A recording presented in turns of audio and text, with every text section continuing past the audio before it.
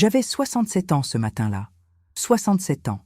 2 hanches qui protestaient à chaque escalier et une envie pressante qui ne pouvait pas attendre. Je frappais à la porte de la salle de bain. Doucement d'abord, parce que j'ai toujours été comme ça. Discrète, polie, élevée dans l'idée que le bruit qu'on fait dans une maison doit être le plus petit possible. « Madeleine, s'il te plaît, j'ai besoin d'entrer, c'est urgent. » Il y eut un silence. Puis sa voix, cette voix que j'avais appris à redouter sur la même fréquence qu'on redoute le bruit d'une fissure dans un mur porteur, attendait comme tout le monde. Je restais là, debout dans le couloir de ce que j'avais longtemps appelé mon appartement, 182 mètres carrés dans le 14e arrondissement, acheté en 1989 pour 87 000 francs de l'époque, soit environ 13 200 € en conversion, équivalait aujourd'hui quelque chose comme 420 000 € selon la dernière estimation du notaire. Debout sur ce parquet qui grinçait toujours au même endroit, à 30 centimètres de la porte fermée, avec dans les narines l'odeur du café que mon fils Raphaël avait préparé dans la cuisine, sans penser à m'en apporter une tasse. 35 minutes. J'ai regardé ma montre. 35 minutes, exactement. Quand la porte finalement s'ouvrit et que Madeleine sortit dans un nuage de vapeur et de son parfum sucré qui me donnait des maux de tête depuis le premier jour, elle ne me regarda pas. Elle passa à côté de moi comme si j'étais une ombre dans un couloir, comme si ma présence dans cet appartement était une légère inconvénience climatique. Je dis parce que j'avais encore ce réflexe stupide de l'apaisement. « Merci, ma fille. » Elle ne répondit pas. Ce soir-là, pendant qu'elle dormait, je fis mes valises. Pas toutes. Juste l'essentiel. Mes papiers rangés dans la pochette en cuir marron que ma mère m'avait offerte pour mes 40 ans, mes médicaments, 2 semaines de vêtements, la petite boîte en bois de cerisier où je garde les photos que j'ai choisi de garder, et un carnet à spirale vert où j'avais écrit, depuis 9 mois, chaque date, chaque incident, chaque remarque, chaque humiliation. Consigné avec l'heure et les témoins éventuels, comme une institutrice qui note les absences, parce que j'ai été institutrice pendant 37 ans, et que tenir un registre, c'est quelque chose que je sais faire mieux que n'importe qui.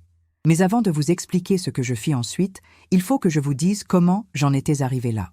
Comment une femme de 67 ans qui avait travaillé toute sa vie, élevé seule 2 enfants, payé ses impôts rubis sur l'ongle et versé 182 trimestres de cotisation à la sécurité sociale, 182, j'ai le relevé sous la main, comment cette femme-là s'est retrouvée à attendre 35 minutes devant la porte de ses propres toilettes pendant qu'une femme de 32 ans se maquillait dedans. Comment est-ce qu'on en arrive là? La question mérite d'être posée honnêtement, sans honte et sans faux semblant. Je m'appelle Geneviève Martel. J'ai été institutrice à l'école primaire Pauline Roland dans le 15e arrondissement pendant 37 ans. J'ai pris ma retraite en 2018 avec une pension de 1 840 € net par mois. Ce n'est pas la fortune, mais c'est le fruit de chaque matin où je me suis levée à 6h30 pour prendre le bus 62, par pluie, par gel, par canicule, pour aller apprendre à lire à des enfants qui n'avaient parfois ni crayon ni petit déjeuner. Pendant ces 37 ans, j'ai aussi élevé 2 fils, Raphaël, né en 1986, et Thomas, né en 1989, l'année où j'achetais cet appartement du 14e. Leur père, Philippe, est parti quand Raphaël avait 9 ans et Thomas en avait 6. Il est parti avec une collègue qui avait 10 ans de moins que moi et il a refait sa vie à Nantes. Il est mort d'un infarctus en 2015. Je n'ai pas pleuré longtemps. J'avais fini de pleurer pour lui bien avant. Cet appartement, je l'ai payé seul, chaque mensualité du crédit immobilier, pendant 20 ans, en travaillant, en faisant attention, en ne prenant pas de vacances certains étés pour que les 2 garçons puissent partir en colonie de vacances. Je n'en parle pas pour me plaindre. J'en parle parce que ce que je vais vous raconter tourne entièrement autour de ces 4 murs, de ce parquet qui grince, de ces fenêtres qui donnent sur la rue Didot, et du fait que j'avais le sentiment, pendant 9 mois, que tout ce que j'avais construit en 40 ans de travail m'était lentement retiré des mains par quelqu'un qui n'en avait jamais soulevé la moindre brique. Madeleine Cointreau avait 32 ans quand Raphaël me l'amena pour la première fois, un dimanche de novembre 2022, pour le déjeuner.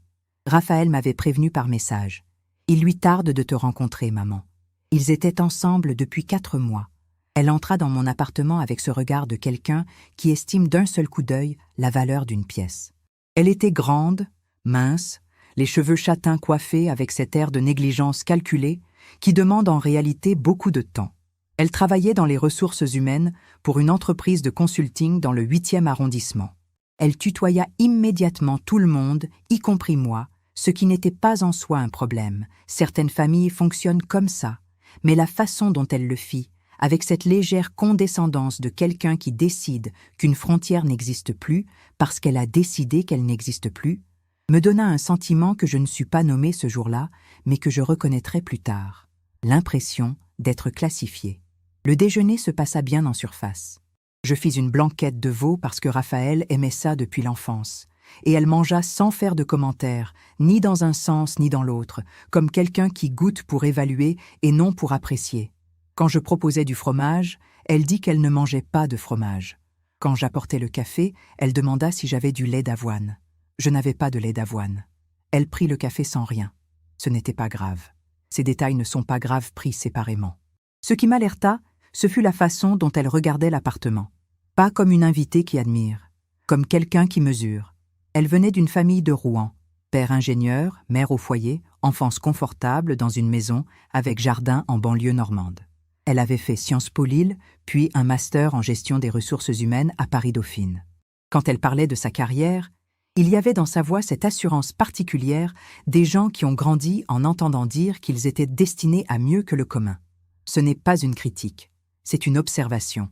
Le problème n'est pas d'être ambitieux. Le problème est quand l'ambition se confond avec le droit de prendre ce qui appartient aux autres. Raphaël, lui, était dessinateur dans un bureau d'études techniques dans le 13e arrondissement.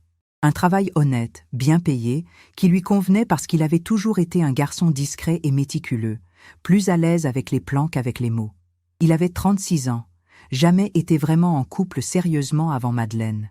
Et j'avais appris à reconnaître dans ses yeux, quand il regardait quelqu'un, le genre d'attachement qui rend vulnérable. Il la regardait comme s'il avait peur qu'elle disparaisse. Les premiers mois, je ne dis rien. Elle s'installa progressivement, d'abord quelques affaires dans la salle de bain, puis un tiroir dans la chambre de Raphaël, puis une clé de l'appartement pour quand Raphaël rentrait tard du bureau. Je n'avais pas formellement donné mon accord, mais je n'avais pas dit non non plus, parce que j'avais encore cette habitude de penser que si je ne créais pas de friction, les choses finiraient par s'arranger. C'est une erreur que beaucoup de femmes de ma génération font. On nous a appris que le silence est une forme de politesse. Personne ne nous a dit que le silence est aussi une forme de consentement que les gens malveillants savent parfaitement lire. Pour comprendre ce qu'est vraiment Madeleine Cointreau, il faut comprendre d'où vient le moteur de ce qu'elle fait. Je ne l'ai compris qu'après. Mais je vais vous le dire maintenant pour que vous compreniez, comme j'ai fini par comprendre, que ce qui m'est arrivé n'était pas un accident, n'était pas une erreur de jugement de sa part, n'était pas le résultat d'une incompatibilité de caractère malheureuse. C'était un mode opératoire, répété, conscient. Son ancienne relation avant Raphaël, j'ai retrouvé cette personne, une femme du nom de Soline Aubert, 34 ans, graphiste indépendante qui vivait dans le 11e, m'a raconté, lors d'une conversation téléphonique de 45 minutes que j'ai enregistrée avec son accord explicite, exactement la même séquence. L'installation progressive dans l'appartement, le tutoiement immédiat qui contourne les frontières. L'isolement progressif des amies de Soline sous prétexte qu'elles étaient d'une énergie négative ou qu'elles n'apportaient rien de constructif à la relation. La prise de contrôle financière déguisée en organisation pratique. Et les remarques, toujours formulées comme des constats neutres, jamais comme des attaques, ce qui les rend impossibles à saisir et à nommer sur le moment. Soline m'avait dit, « Le pire, ce n'est pas qu'elle fait ça. Le pire, c'est qu'elle sait exactement ce qu'elle fait. Il y a des gens qui sont cruels par peur ou par maladresse. Elle, c'est différent. Elle choisit. Et c'est ça qui est important. La souffrance d'une enfance difficile, l'ambition frustrée, le besoin de contrôle né d'un sentiment d'insécurité profond que quelques séances de thérapie auraient peut-être pu adresser, tout ça est peut-être réel chez elle. Je veux bien lui accorder cette part d'humanité. Mais on arrive à un âge adulte avec des choix. Et elle a choisi, chaque matin, de faire ce qu'elle faisait. L'explication n'est pas une absolution. La première chose qu'elle fit concrètement, c'est qu'elle réorganisa ma cuisine. Je rentrais un soir de mars 2023 et trouvais tous mes placards changés. Les épices déplacées, les casseroles rangées différemment. Mes tasses, les petites tasses en faïence de Quimper que ma sœur Jacqueline m'avait rapportées de Bretagne, était dans un placard en hauteur que je ne pouvais pas atteindre sans tabouret. Quand j'en parlais à Raphaël, il dit « Elle essayait juste d'optimiser l'espace, maman. Tu devrais la remercier. » Je lui dis doucement que c'était ma cuisine depuis 34 ans et que j'aurais aimé être consultée. Il me regarda avec cet air que j'appris à reconnaître. Un air mi-gêné, mi-agacé, comme si c'était moi qui créais le problème par le seul fait de l'avoir signalé. « Maman, tu dramatises. C'est juste des placards. Juste des placards. Oui. » Et puis, juste le salon qu'elle réorganisa pour y installer son bureau de télétravail. Et puis juste la salle de bain où ses produits prirent progressivement la place des miens, jusqu'à ce que mes propres affaires soient reléguées dans un petit panier en plastique blanc sur l'étagère du bas. Et puis juste le dîner du dimanche que je préparais depuis toujours pour Raphaël et qui devint, sans que je sache exactement comment, un dîner où je me retrouvais à cuisiner pour eux deux pendant qu'ils regardaient une série dans le salon et où ils mangeaient et rangèrent la cuisine sans que personne ne me demande si j'avais besoin d'aide ou si le repas m'avait plu à moi. C'est en mai 2023 que je commençais à tenir le carnet. La première entrée, lundi 7 mai, 19h30. Madeleine a utilisé le téléphone de Raphaël pour répondre à un message de ma sœur Jacqueline qui lui demandait si nous venions à Rennes pour le week-end de l'Ascension. Elle a répondu à sa place. Non, on a des projets. Raphaël n'était pas au courant que ce message existait. Quand j'en parlais le soir, il dit qu'il lui avait demandé de gérer ses messages parce qu'il était débordé. Ma sœur attendit un appel d'explication qui ne vint pas. Elle cessa de proposer les week-ends suivants. Deuxième entrée, mercredi 16 mai, 21h. Madeleine m'a informé, non pas demandé, informé, qu'elle invitait ses collègues le samedi suivant et que ce serait bien si je n'étais pas là, pour qu'ils soient plus à l'aise. Je lui demandais ce qu'elle voulait dire par là. Elle sourit et dit « Vous comprenez, c'est ma génération, on parle de choses que vous ne connaissez peut-être pas. Ça pourrait vous ennuyer. » Je passais ce samedi-là chez mon amie Odette, dans le 15e, à boire du thé et à ne rien dire de ce qui se passait, parce que j'avais encore honte d'en parler. Troisième entrée. Jeudi 22 juin, 9h du matin. J'ai trouvé dans le courrier une lettre de ma banque, le Crédit Agricole, agence de la rue Raymond-Losseran, mentionnant une demande d'ajout de titulaire sur mon compte courant. Je n'avais fait aucune demande de ce type. Quand j'en parlais à Raphaël, il dit que Madeleine avait pensé que ce serait plus pratique pour les dépenses communes de l'appartement et qu'il avait signé la demande à ma place parce qu'il pensait que je n'y voyais pas d'inconvénient. Je lui dis que si, j'y voyais un inconvénient et que son nom ne figurerait sur aucun de mes comptes. Il dit d'accord, l'air de celui qui lâche pour mieux reprendre plus tard. Ce soir-là, je me versai un verre de Bordeaux, un Saint-Émilion que j'avais acheté au Cave Auger avant Noël et gardé pour une occasion, et je m'assis à la table de la cuisine avec mon carnet ouvert devant moi. Je regardais les 3 entrées, 3 incidents, 3 mois, et je sus, avec la clarté froide de quelqu'un qui a passé 37 ans à observer les enfants apprendre et à distinguer ceux qui cherchent à comprendre de ceux qui cherchent à tester les limites, que ce n'était pas le début, que c'était déjà avancé, et que si je ne faisais rien, dans 1 an je n'aurais plus accès à mes propres placards. Ce que je n'avais pas encore mesuré, c'était jusqu'où Raphaël était prêt à aller. Je le découvris en juillet 2023. Nous étions à table, un repas ordinaire, riz, poulet, haricots verts, quand Raphaël dit, comme s'il annonçait quelque chose de parfaitement raisonnable, « Madeleine et moi, on a réfléchi, et on pense qu'il serait logique qu'on crée une SCI familiale pour l'appartement. Pour les questions de succession, pour que les choses soient claires. » Il y avait un dossier devant lui sur la table. Un dossier avec des papiers dedans. Je demandais qui avait préparé ce dossier. « Madeleine avait consulté un avocat, dit-il, juste pour voir les options. Je pris le dossier. Je le parcourus pendant qu'ils attendaient. La société civile immobilière qu'ils proposaient aurait eu 3 associés. Raphaël avec 50 et 1% des parts, Madeleine avec 25% et moi avec 24%. Dans mon propre appartement, que j'avais payé seul pendant 20 ans. Je reposais le dossier sur la table. Je dis « non » et je me levais pour débarrasser les assiettes. Raphaël dit « Maman, tu ne lis pas correctement les avantages fiscaux. » Madeleine dit rien. Elle me regardait avec ce petit sourire que j'avais commencé à apprendre à lire. Celui qui dit « je prends note, on réessayera autrement ».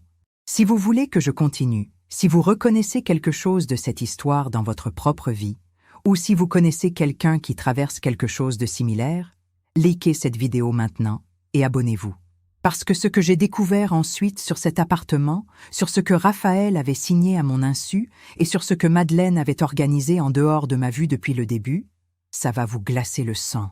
Et la façon dont j'ai tout récupéré jusqu'au dernier centime, légalement, proprement, avec les preuves et les bons avocats, ça c'est une histoire que vous devez entendre jusqu'au bout. Appuyez sur le bouton d'abonnement. Je continue. Août 2023. Paris vidé par les grandes vacances, l'air sec et chaud de la canicule qui persistait, l'odeur de bitume surchauffé dans les rues du 14e. Je ne partis pas en vacances cette année-là. Je n'en avais pas les moyens émotionnels. J'étais en train de rassembler quelque chose en moi qui demandait toute mon attention. Je continuais à noter dans mon carnet. Chaque incident, chaque remarque, chaque tentative. Et pendant ce temps, j'observais. Ce que j'observais, c'est que Madeleine travaillait à plusieurs niveaux simultanément, avec cette efficacité organisationnelle qu'on lui avait sans doute apprise dans ses études de ressources humaines. Au niveau social, elle avait commencé à répondre à ma place quand des gens m'appelaient sur le téléphone fixe de l'appartement. J'avais gardé ce fixe par habitude, les personnes de ma génération ont ce réflexe, en disant que j'étais fatiguée ou que je n'étais pas disponible. Mon amie Odette me dit un jour « Ta belle-fille m'a dit que tu n'allais pas bien, que tu avais besoin de te reposer. Pourquoi tu ne me dis pas ces choses directement ?» Je lui expliquais que je n'avais rien dit de tel à Madeleine, que j'allais parfaitement bien et que je l'appellerais moi-même à partir de maintenant sur son portable. Au niveau financier, après le refus de la SCI, elle avait changé d'approche. Ce n'était plus une tentative directe sur l'appartement, c'était plus subtil. Elle suggéra qu'il serait bien qu'on partage les charges de l'appartement de façon formelle, qu'un locataire dans le studio que j'avais au 6e étage. Oui, j'avais aussi un studio que j'avais acheté en 2005 comme investissement, rue de la Gaîté, 62 000 € à l'époque, 47 mètres carrés, devrait leur payer son loyer directement pour plus de commodité, puisqu'il gérait les choses pratiques. Ce locataire était un étudiant en droit que j'avais en bail depuis 3 ans, qui payait 780 € par mois, et ce loyer allait directement sur mon compte épargne. Je répondis que les questions liées au studio étaient entièrement de ma gestion et qu'il n'y avait rien à déléguer. Elle sourit. Elle dit « Bien sûr, comme vous voulez ». Et elle alla dans la chambre. Ce soir-là, j'attendis que Raphaël soit seul dans la cuisine. Je lui dis « Je veux te parler ». Il dit « Pas ce soir, maman. Je suis fatigué. » Je dis « Si, ce soir ». Et quelque chose dans ma voix le fit s'asseoir. Je lui posai une question simple. « Raphaël, est-ce que tu as signé des documents concernant cet appartement ou le studio depuis 1 an sans me le dire ?» Il y eut un silence. Je vis quelque chose traverser son visage. Pas exactement de la culpabilité, mais quelque chose qui ressemblait à de la gêne prise en flagrant délit de se transformer en défense. Il dit « J'ai signé quelques trucs avec Maître Garnier pour explorer des options, c'est tout. » Maître Garnier était le notaire que j'avais utilisé depuis 20 ans pour toutes mes transactions immobilières.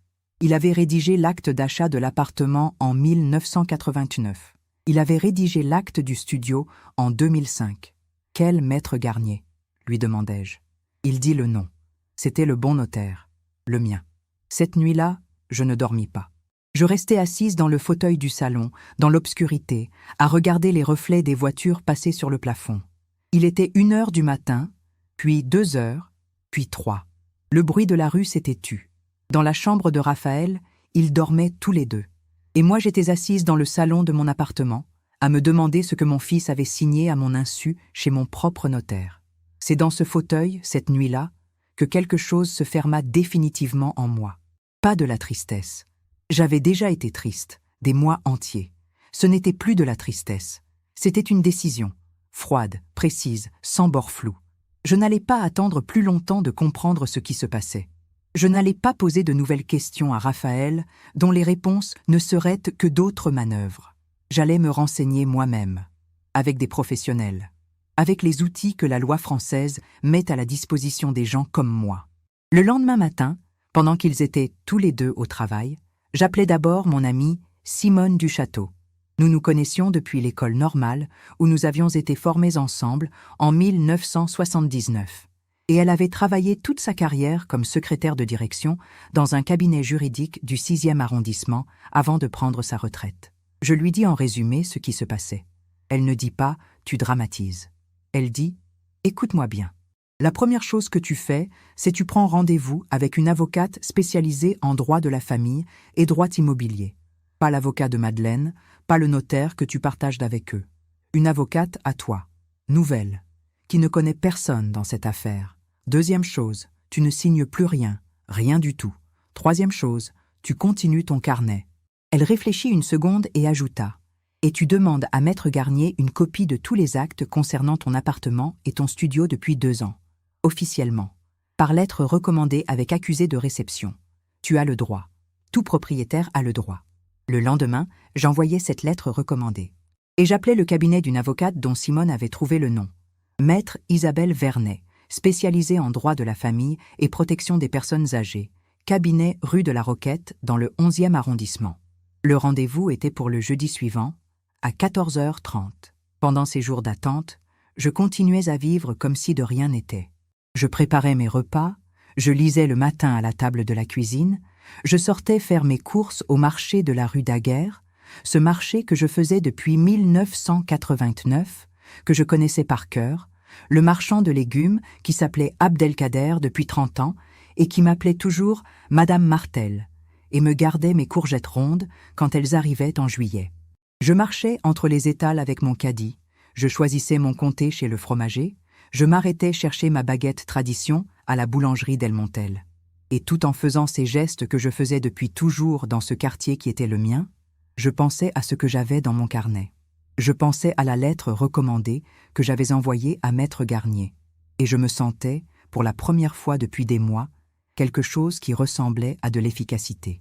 Le jeudi matin de mon rendez-vous avec Maître Vernet, je me levai à 7h. Je fis du café.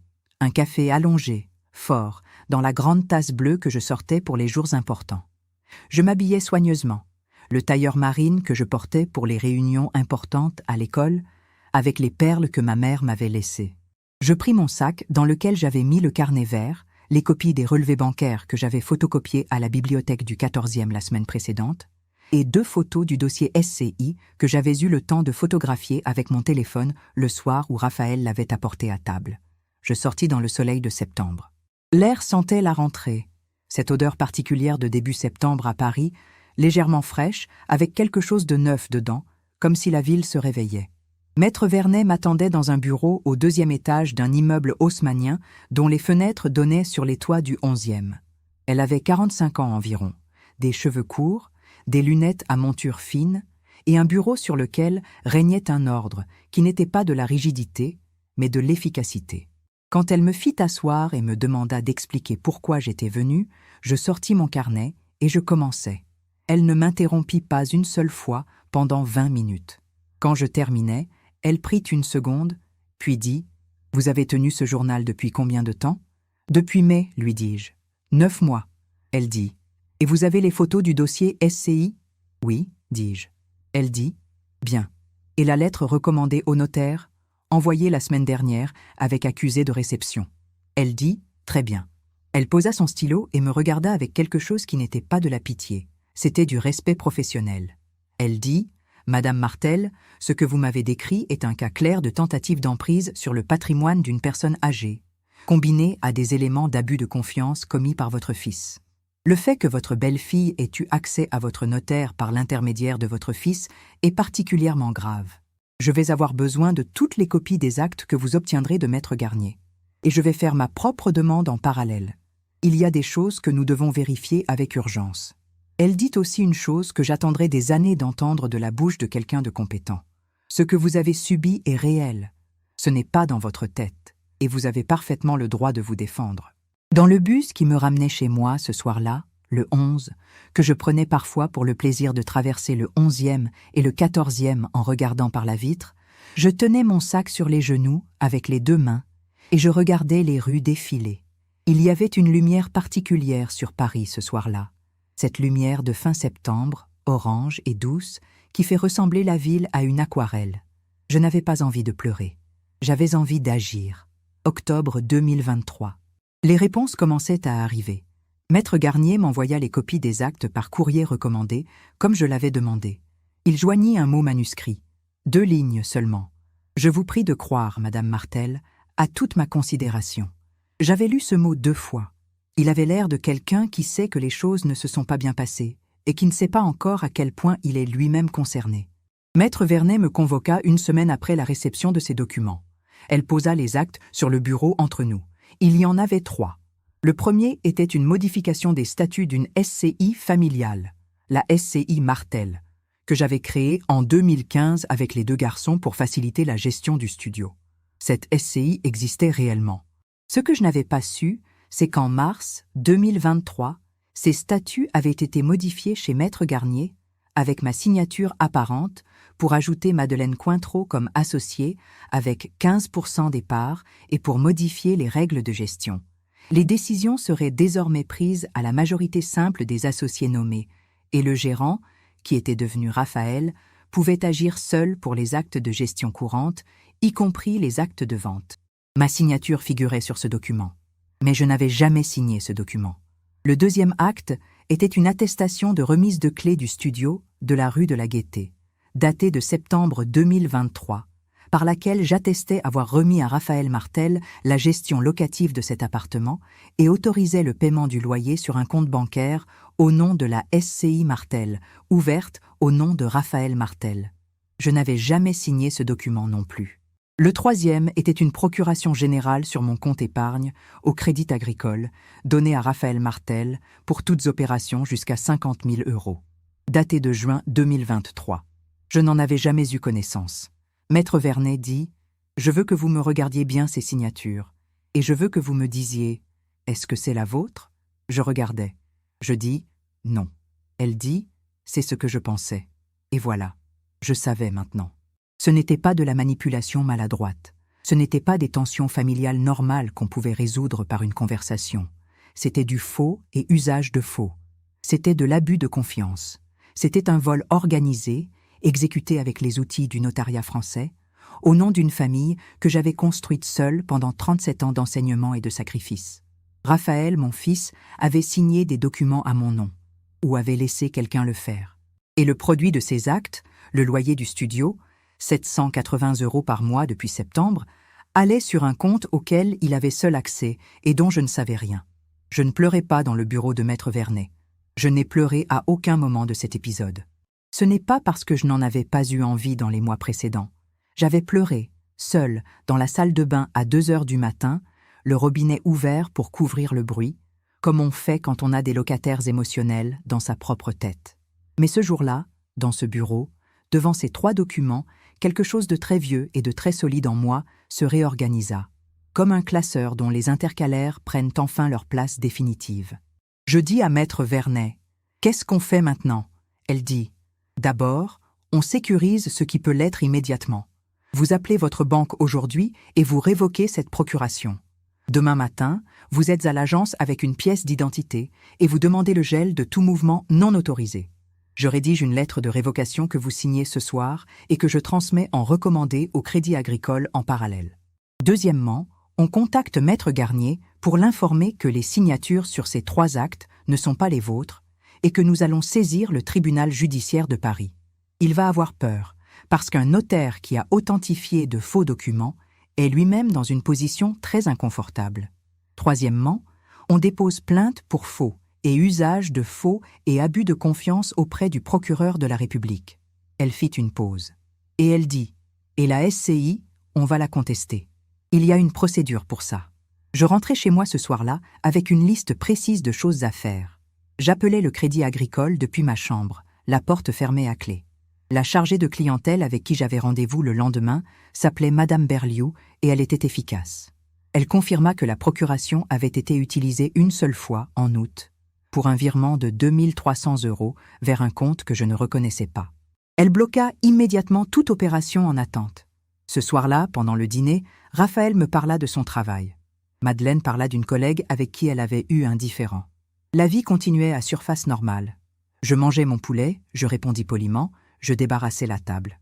Et sous la table, dans mon sac que j'avais posé à mes pieds, se trouvait la lettre de révocation que Maître Vernet avait rédigée et que j'avais signée avant de rentrer et qui partirait le lendemain matin en recommandé. Il ne savait pas encore que l'horloge avait changé de sens. En novembre 2023, Les choses commencèrent à s'accélérer. Maître Vernet avait obtenu de Maître Garnier, sous pression d'une lettre de mise en demeure formelle, le registre des rendez-vous. Raphaël était venu chez Maître Garnier à 3 reprises en 2023, en mars, en juin et en septembre, sans que j'en sois informé. Lors de chacun de ces rendez-vous, il avait présenté une procuration le mandatant pour agir en mon nom, procuration dont l'original avait disparu des archives du notaire dans des circonstances que Maître Garnier qualifiait de « regrettable défaillance administrative ». Cette défaillance administrative allait lui coûter cher. Un notaire qui authentifie des actes sur la base de procurations dont il ne vérifie pas correctement l'authenticité peut être tenu responsable solidairement. Maître Garnier le savait. C'est pourquoi, lorsqu'il reçut notre lettre de mise en demeure, il nous répondit en 48 heures avec un mail de 4 pages et une proposition de rencontre avec son avocat. C'est à ce moment que Simone Duchâteau, qui avait passé 30 ans à travailler dans un cabinet juridique et en connaissait tous les mécanismes, m'appela pour me dire « Il cherche à régler à l'amiable parce qu'il ne veut pas d'une procédure. Tu as de la puissance, Geneviève. Utilise-la. » Je la laissai dormir, cette puissance, encore quelques semaines. Pendant ce temps, l'incident de la salle de bain eut lieu. C'était un mardi matin de novembre, le 7 novembre 2023 exactement. Il faisait froid. Je dormais mal depuis des semaines, pas d'anxiété, mais d'adrénaline. À 7h20, j'avais besoin d'aller aux toilettes avec urgence. La salle de bain était fermée. Je frappais, et Madeleine me dit « Attendez comme tout le monde. 35 minutes. » Ce soir-là, j'attendis qu'il soit endormi. J'avais déjà préparé mes valises en tête, dans l'ordre exact. Il ne me fallut pas longtemps. Je fis mon sac avec calme et méthode. Je n'emportais pas tout. Je n'avais pas besoin d'emporter tout. L'appartement m'appartenait. Le studio m'appartenait. Ma retraite m'appartenait. Et dans mon sac, j'avais mon carnet, mes papiers et une certitude absolue. À 3 heures du matin, je posai une lettre sur la table de la cuisine. Elle contenait 2 paragraphes. Le premier informait que je quittais temporairement l'appartement pour des raisons personnelles et que toute correspondance me concernant devait être adressée à Maître Isabelle Vernet, avocate au barreau de Paris, dont je donnais les coordonnées. Le second informait que j'avais révoqué la procuration sur mon compte bancaire, que j'avais signalé les irrégularités concernant la SCI Martel à un avocat et aux autorités compétentes, et que toute tentative de modifier, vendre ou transférer un bien quelconque à mon nom, sans mon consentement explicite et notarié, constituerait un délit pénal en vertu de l'article 313-1 du Code pénal.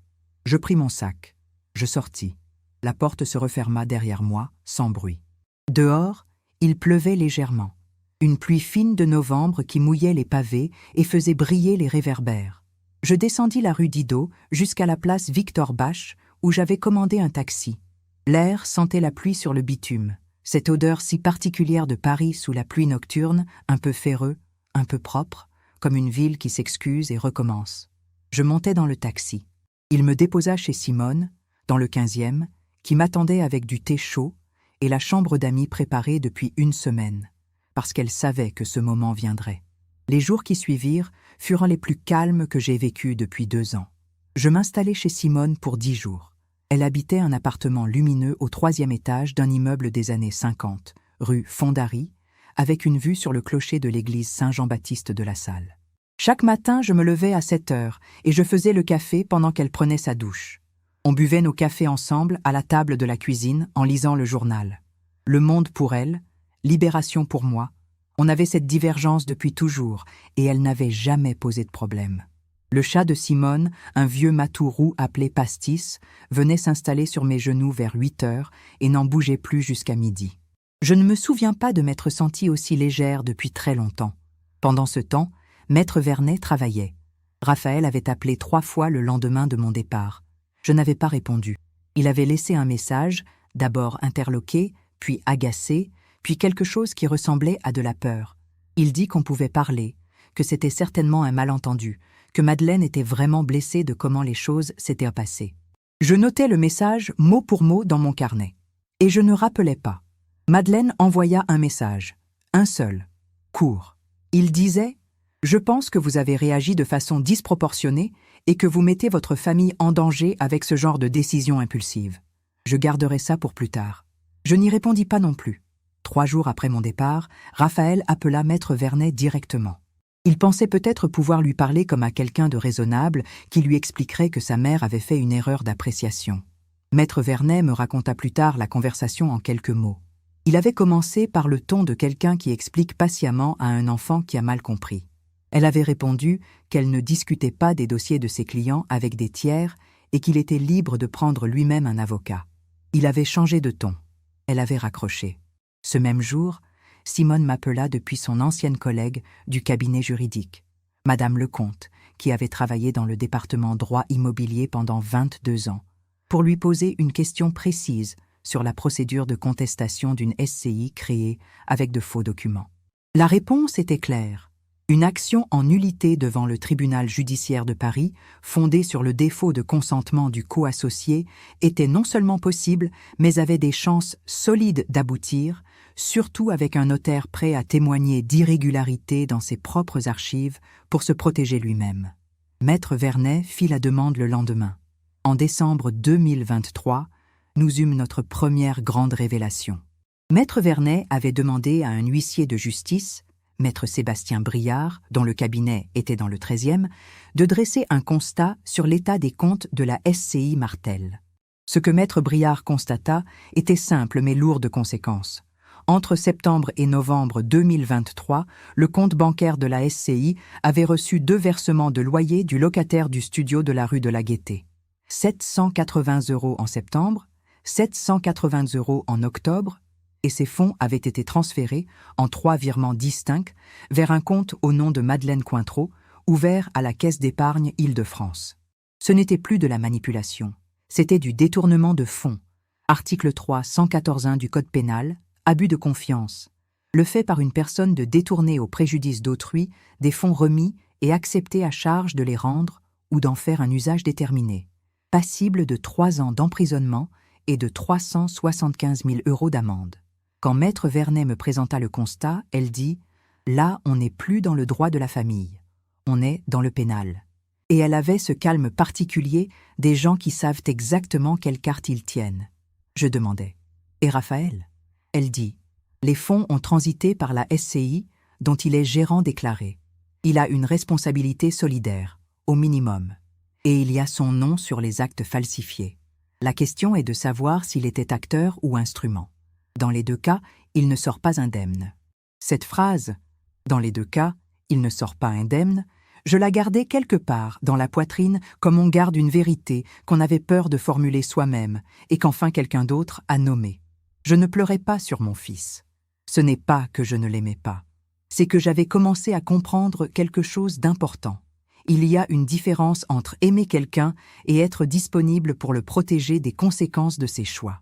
Raphaël était un adulte de 37 ans, qui avait choisi, à plusieurs reprises, de signer des documents ou de laisser signer en mon nom, qui avait choisi de ne pas me prévenir, qui avait choisi de défendre Madeleine contre moi à chaque fois que j'avais tenté d'exprimer un malaise.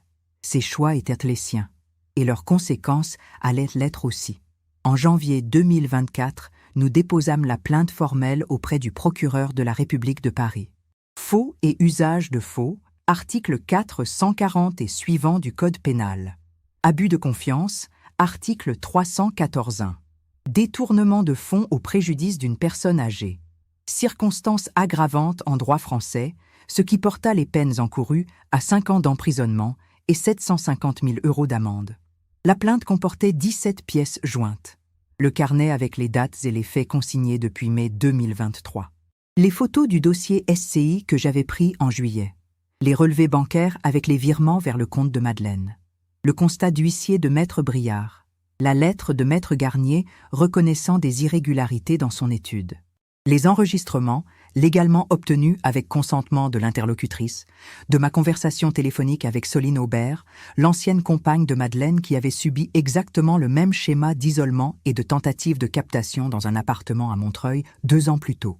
Et 3 déclarations écrites de témoins, Simone Duchâteau, mon amie Odette Beaumont qui avait reçu des appels de Madeleine se faisant passer pour ma messagerie personnelle, et Abdelkader Mekki, le vendeur de légumes du marché de la rue Daguerre, qui avait entendu et vu plusieurs scènes de comportements étranges lors de mes passages au marché en présence de Madeleine. 17 pièces, 9 mois de carnet, 45 ans d'habitude institutrice à noter, classée, documentée. Le procureur de la République désigna un juge d'instruction pour l'affaire en mars 2024. Pendant ces mois, je vivais dans un studio meublé que j'avais loué dans le 11e arrondissement, 32 mètres carrés rue de la Forge Royale, 1180 € par mois, petite cuisine ouverte sur un séjour avec une fenêtre donnant sur une cour intérieure où poussait un lilas. Je n'avais jamais eu de lilas. Tous les matins, en attendant que la cafetière finisse de couler, je regardais ce lilas. Il n'était pas encore en fleurs. C'était l'hiver, puis le début du printemps, des mois de ciel bas et de lumière grise qui entraient quand même par la petite fenêtre comme pour dire « je suis là ». Mon fils appela encore 2 fois. Je ne répondis pas. Il envoya un message en janvier. « Maman, je voudrais qu'on se parle. Je ne comprends pas tout ce qui se passe. » Et un deuxième en février, j'ai pris un avocat. « J'espère que tu sais ce que tu fais. » Je savais exactement ce que je faisais.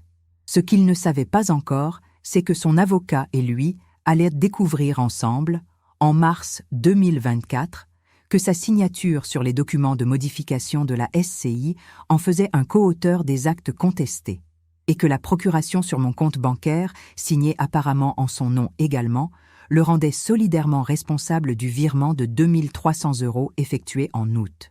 Et que Madeleine, lorsque le juge d'instruction commença à l'interroger et qu'elle comprit qu'elle ne contrôlait plus la narration, commença à déposer des déclarations qui le chargeaient, lui, pour se protéger, elle.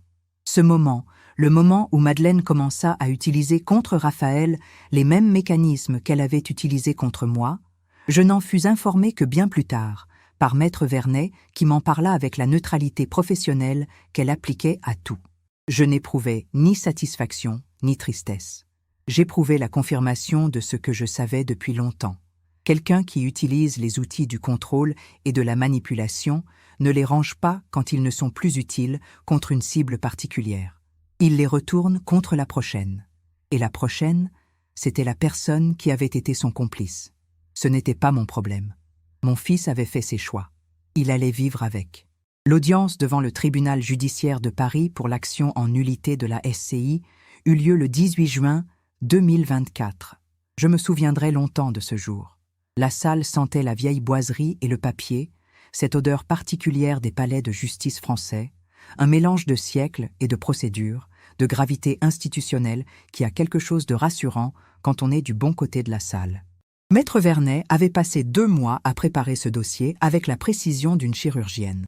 Elle présenta les faits dans l'ordre. La SCI Martel, créée légalement en 2015, sa modification frauduleuse en mars 2023, avec une signature contrefaite, confirmée par un expert graphologue mandaté par le tribunal, dont le rapport concluait à une vraisemblance quasi certaine de faux. Terme technique qui, dans le vocabulaire des experts judiciaires français, équivaut en pratique à une certitude. Elle présenta les transferts de loyer. Elle présenta le constat d'huissier. Elle présenta le témoignage écrit de Maître Garnier lui-même, qui confirmait que les procédures de vérification d'identité dans son étude avaient été insuffisantes et qui proposait une contribution à la réparation du préjudice. L'avocat de Raphaël tenta un argument sur la bonne foi. Son client n'avait pas su que les signatures étaient falsifiées. Il avait agi en croyant avoir l'accord oral de sa mère. Maître Vernet répondit avec le relevé des appels téléphoniques entre Raphaël et moi pendant les semaines précédant chaque acte.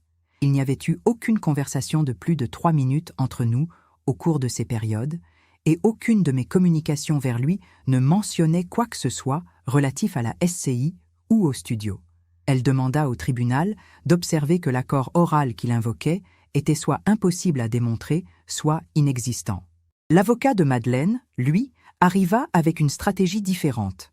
Elle était étrangère à la SCI, n'était qu'une bénéficiaire indirecte, et ne pouvait être tenue responsable d'actes qu'elle n'avait pas directement commis.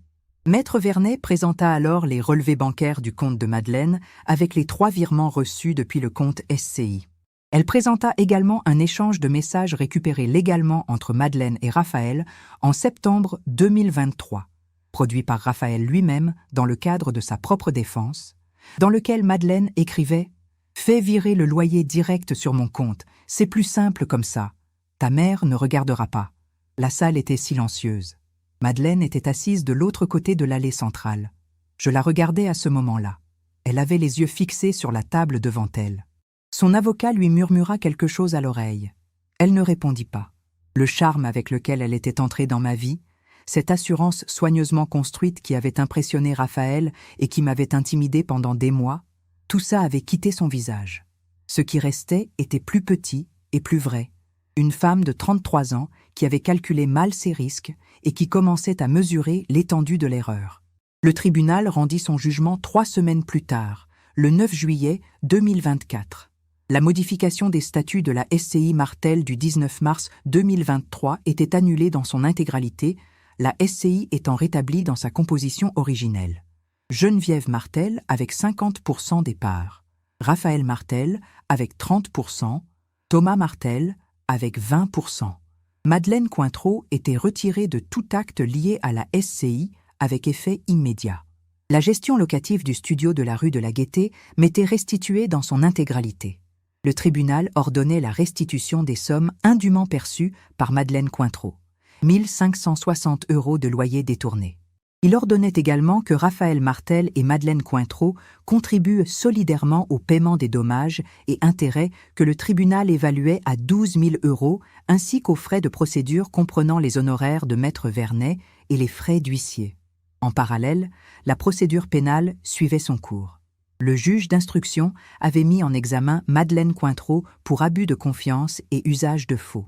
Raphaël avait été placé sous le statut de témoin assisté, formule qui signifie en pratique qu'il n'est pas mis en examen, mais qu'il n'est pas non plus hors de cause. Et son avocat négociait activement un accord avec le parquet, ce qui signifiait en clair que Raphaël était en train de témoigner contre Madeleine en échange d'une relative clémence pour lui-même. Ce que mon fils faisait là, c'était exactement ce que Madeleine lui avait appris à faire, se protéger en chargeant l'autre. Il avait bien appris. Je n'étais pas surprise. Je n'étais pas satisfaite non plus. J'étais simplement absente de cette partie de l'histoire, parce qu'elle ne me concernait plus directement. Ce qui me concernait, c'était ce qui vint ensuite.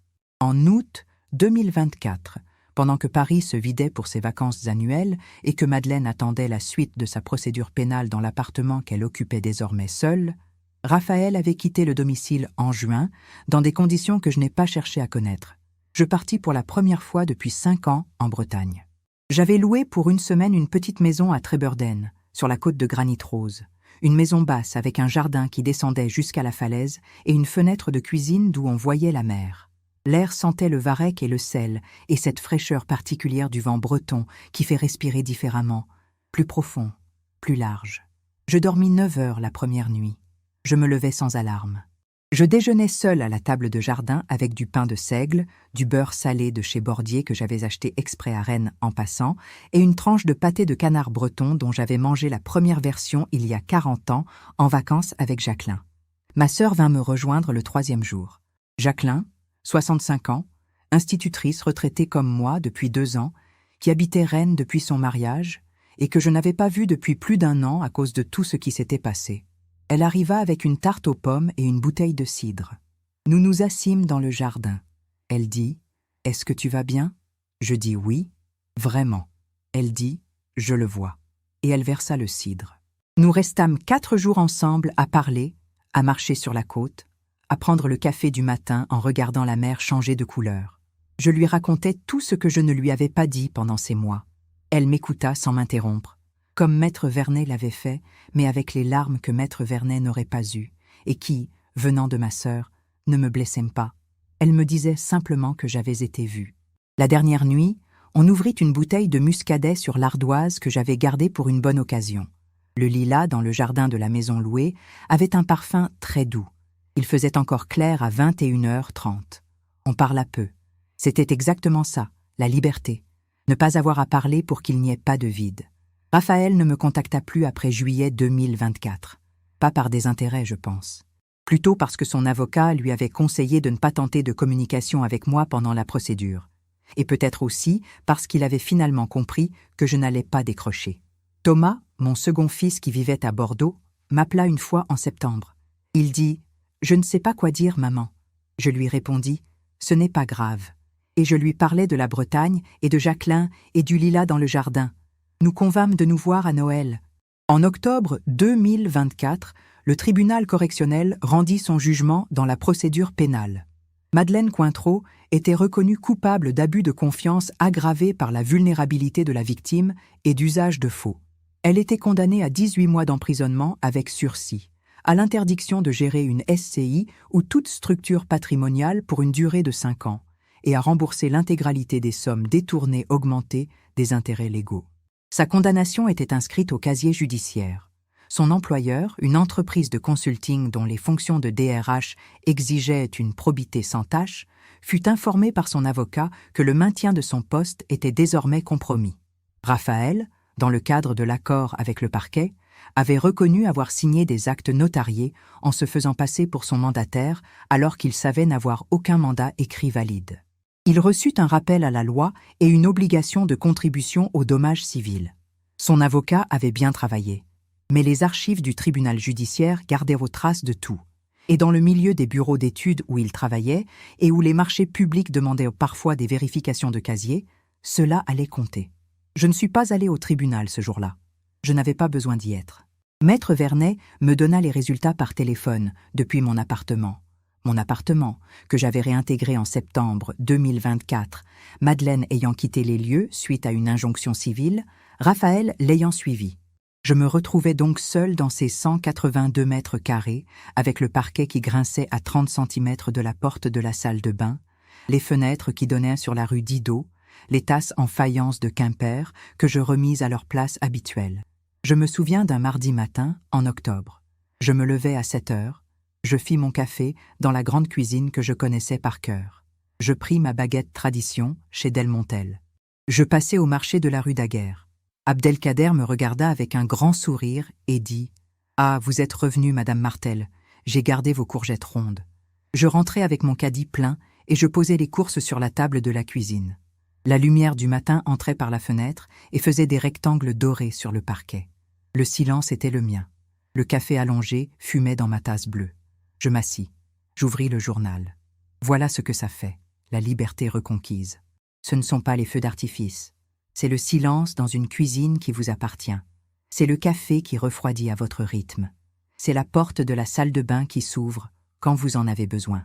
Mon appartement vaut aujourd'hui entre 420 000 et 450 000 euros, selon l'estimation récente de Maître Briard. Mon studio de la rue de la Gaîté, reloué à un nouveau locataire depuis novembre 2024, un jeune ingénieur de 28 ans qui paye son loyer le 1er du mois et qui m'a offert un pot de miel à Noël, me rapporte 780 euros par mois qui arrivent ponctuellement sur mon compte épargne au Crédit Agricole. Ma retraite de 1 840 euros net par mois n'a jamais été touchée. 182 trimestres que personne n'a réussi à effacer. Je vais vous dire ce que j'ai appris dans ce qui a été l'épisode le plus exigeant de ma vie d'adulte. J'ai appris que la discrétion n'est pas une vertu quand elle profite exclusivement à ceux qui vous font du mal. J'ai passé trop de mois à me demander si je dramatisais, si j'exagérais, si ma sensibilité d'institutrice retraitée légèrement âgée déformait la réalité. Ce doute qu'on instille dans les gens pour les maintenir immobiles, c'est le premier outil de ceux qui veulent vous prendre quelque chose. La réponse à ce doute, c'est d'écrire, de noter, de dater, d'avoir les preuves que votre mémoire seule ne suffira pas à défendre. J'ai appris que les lois françaises sont plus protectrices que la plupart des gens ne le savent.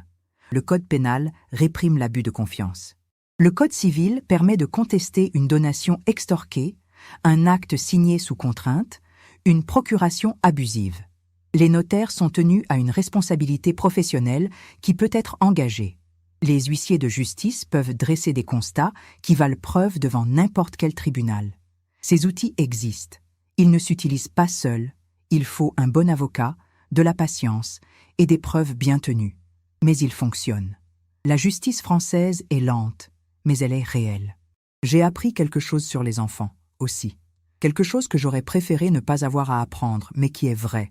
Aimer un enfant ne lui donne pas le droit de faire de vous une victime. L'amour maternel n'est pas un blanc-seing pour tous les comportements. Mon fils a fait des choix. Ces choix ont eu des conséquences. L'amour que j'ai pour lui n'a pas disparu, mais il a changé de forme. Il est devenu quelque chose de plus distant, de plus lucide, de moins aveugle. Je ne le déteste pas, mais je ne l'attends pas non plus.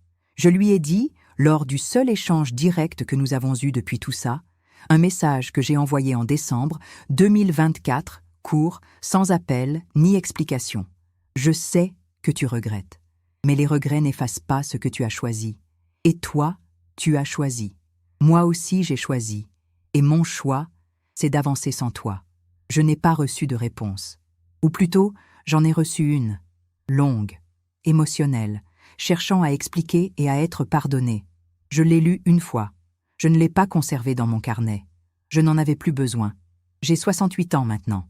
Je vis seule dans mon appartement du 14e arrondissement. Tous les mardis et vendredis, je vais au marché. Tous les jeudis matins, je participe à la randonnée organisée par l'association Marche et Paris, qui part de la place d'Enfer-Rochereau et traverse le parc Montsouris jusqu'à la cité universitaire. Des femmes et des hommes de mon âge qui marchent et parlent et regardent les arbres. En décembre, j'ai commencé des cours de peinture à l'atelier de Véronique, rue Boulard, le lundi après-midi. Je ne peins pas très bien. Ça n'a aucune importance. Ma sœur Jacqueline m'a invitée à Rennes pour l'épiphanie. On a mangé la galette des rois ensemble, avec ses 2 fils et leur famille. J'ai eu la fève. J'ai mis la couronne en papier doré sur ma tête et j'ai ri. D'un vrai rire, le genre de rire qui vient du ventre et pas de la politesse.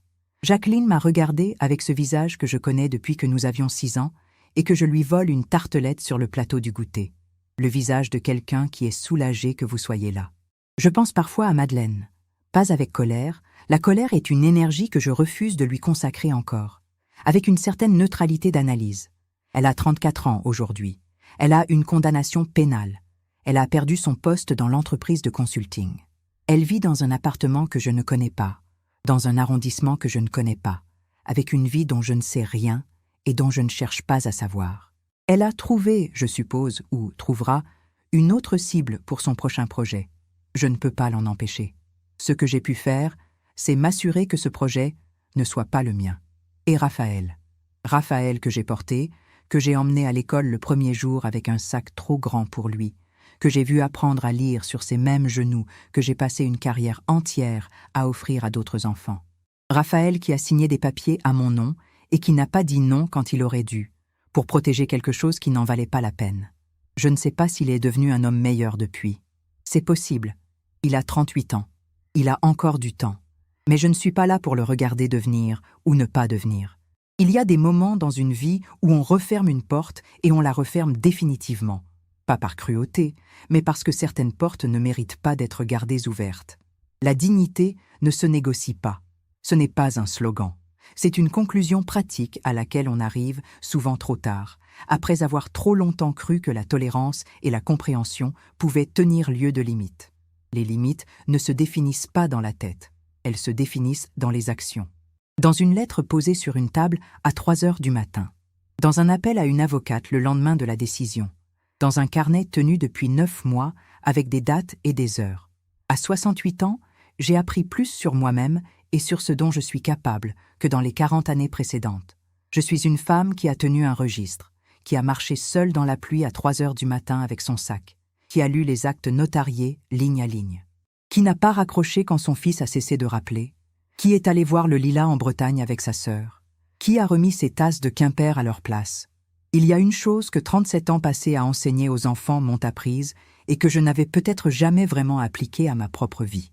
Les mauvaises herbes ne disparaissent pas parce qu'on fait semblant qu'elles n'existent pas. Elles disparaissent quand on les arrache proprement, racines comprises, et qu'on plante autre chose à la place. J'ai arraché les mauvaises herbes. Le jardin est à moi. Et tous les matins, le café allongé fumant sur la table, la lumière du 14e qui entre par les fenêtres de mon appartement que j'ai payé centime par centime, le parquet qui grince à 30 centimètres de la porte de la salle de bain que j'ouvre quand j'en ai envie, tout ça me dit que le reste de ma vie m'appartient entièrement et que je compte bien en faire exactement ce que je veux. Si cette histoire vous a touché, si elle a réveillé quelque chose que vous reconnaissez dans votre propre vie, dans la vie de quelqu'un que vous aimez, dites-le dans les commentaires. Dites-moi d'où vous venez. Paris, Lyon, Marseille, Bordeaux ou peut-être Bruxelles, Genève, Montréal. Toutes celles et ceux qui comprennent ce que c'est de tenir bon dans le silence, de préparer au lieu de se lamenter, d'agir au lieu d'attendre. Vous n'êtes pas seul. Vous n'êtes pas seul. Likez cette vidéo si vous pensez que la justice, vraie et concrète, mérite d'être racontée. Abonnez-vous et activez la cloche parce que les prochaines histoires sont tout aussi réelles, tout aussi documentées, tout aussi définitives dans leurs conclusions. Et souvenir de cette phrase d'une institutrice du 14e arrondissement qui a attendu 35 minutes devant sa salle de bain un matin de novembre et qui a décidé que c'était la dernière fois qu'elle attendait pour quelque chose qui lui appartenait. On ne demande pas la permission de vivre dignement. On l'exige. Et quand l'exigence ne suffit pas, on sait où trouver les avocats.